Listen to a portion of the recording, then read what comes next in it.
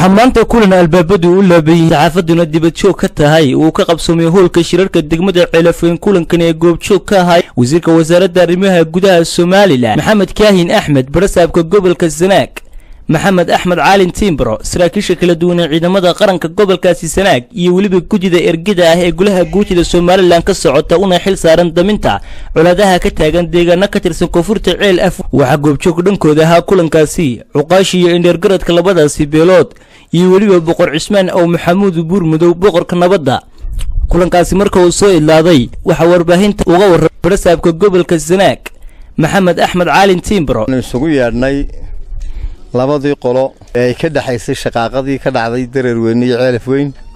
degmada ceelafweyn waxaan isugu yeedhnay maanta in iyagu hadlaan ma ahayne in amarada xukuumiga iyo go'aamada ay ka doonayso guurtidii ka dhaxdhaxaadinaysay labadooda inaan u sheegno xukuumad ahaan waxa la faro lagu amray laga bilaabo maanta iyo maalinta berri oo salaasa iyo arbacada inaan la arki karin wax ciidan beeleeda oo meel ku urursan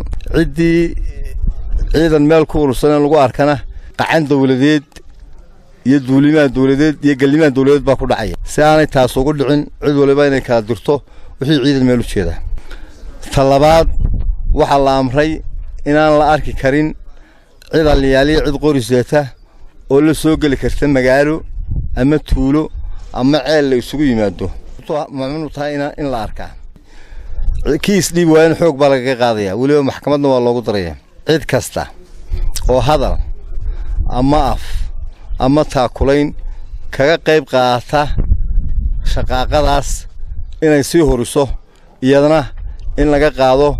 talaaba sharciga waafaqsan meeqaam kasta oo uu leeyahay in annagu xukuumad ahaan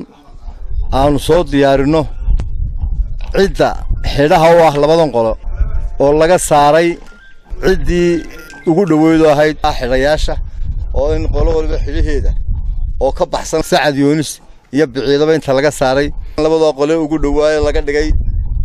cidda reer sanaaga ee ugu dhow labadooda oo aanu ka soo kaxayn doono xeerkaabo waxa raaca qodobadii ay guurtidu soo jeedisay oo ah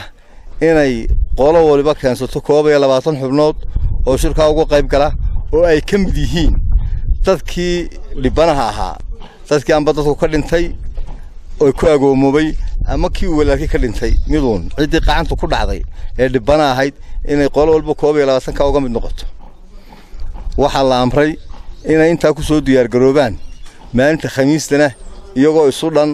ay maalinta khamiistana gool ay yimaadaan labada qoloba si wanaagsan bay aqbaleen way qaateen culimadii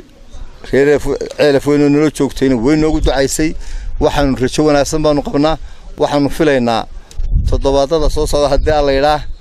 si nabadgelyo oo roobkuna noogu daay inaanu idin soo gudbin doono waxaanu ka digaynaa cid kasta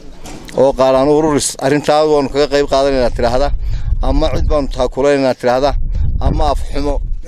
iyo kala fogeyn meel kasta jirto gudiyada badba waa la soconayaa sharciga talaaba sharciga waafaqsan baan laga qaadayaa waa Nuruddin Shimbir